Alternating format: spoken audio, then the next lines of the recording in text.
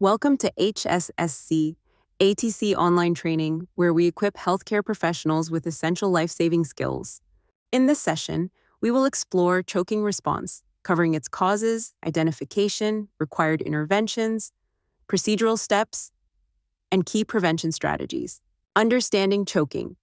Choking occurs when a foreign object, such as food or a small item, obstructs the airway, making it difficult or impossible for air to reach the lungs. This can quickly become a life-threatening emergency if not addressed promptly. Key signs of choking: difficulty breathing or noisy respiration, coughing or gagging, inability to speak or cry, hands clutching the throat, universal choking sign, skin turning blue, cyanosis, especially around the lips and face, loss of consciousness if the blockage is not removed. Fundamental aspects of choking. During inhalation, an object may be drawn into the airway and obstruct breathing. Applying abdominal thrusts or back blows can generate pressure to expel the obstruction. Compression of the chest over the sternum can also help clear an airway blockage. Choking. Identifying severity: mild airway obstruction. The person can speak, cough, or gag. Encourage the person to keep coughing forcefully. Stay close and monitor for worsening symptoms. Severe airway obstruction. The person is unable to cough effectively, speak, or breathe. Minimal or no air exchange is evident. Immediate action is required to prevent unconsciousness. Choking management. Adults. Assessing the person. Ask, "Are you choking?" If the person nods yes or is unable to speak, act immediately. If possible, instruct a bystander to activate emergency medical services, EMS. If the person becomes unresponsive, carefully lower the person to the ground. Begin CPR, starting with compressions. Check the mouth for any visible obstruction before providing rescue breaths. Remove any visible object before continuing CPR. Continue until the person shows signs of life or EMS personnel take over. Relief for choking, adults. Abdominal thrusts. Stand behind the person and wrap your arms around the person's waist and make a fist with one hand. Position the thumb side of the fist just above the navel in the middle of the abdomen. Grasp your fist with your other hand and perform quick inward and upward thrusts. Repeat until the obstruction is expelled or the person starts breathing normally. Choking management. Children. Why are children at higher risk? Smaller airways increase the risk of obstruction. Limited chewing experience and a tendency to put objects in their mouths.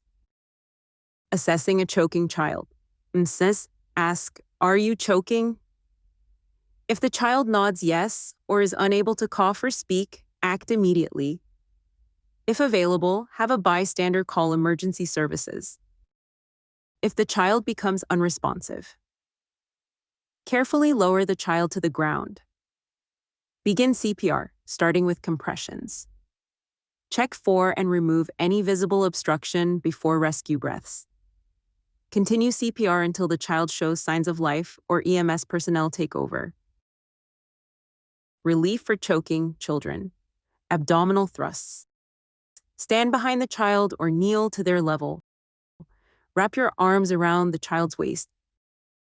Place the thumb side of your fist just above the navel, above 2 fingers above it, below the rib cage. Grasp your fist with your other hand and perform quick inward and upward thrusts. Continue abdominal thrusts until the object is expelled or the child becomes unconscious. Choking management. Infants. Why are infants at higher risk? Small airways make them more susceptible to choking on food, toys, or small objects. Signs of choking in infants: weak, ineffective coughing, lack of sound despite attempts to breathe, bluish or pale skin. Assessing a choking infant. Look for weak coughs, no sound, or bluish skin. Act immediately if choking is suspected.